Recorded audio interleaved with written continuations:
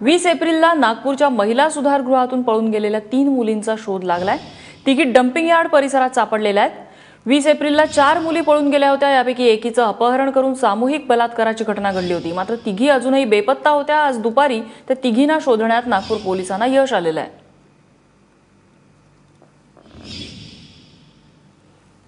अगदी काही दिवसांपूर्वीच या 4 जणी सुधारगृहातून पळून गेलेल्या होत्या।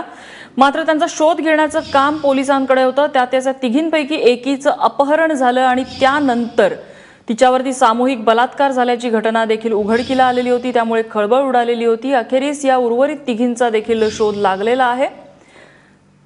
नागपूर जवळच्या डम्पिंग यार्ड परिसरात त्या तिघी जणी असल्याची माहिती पोलिसांना मिळाली।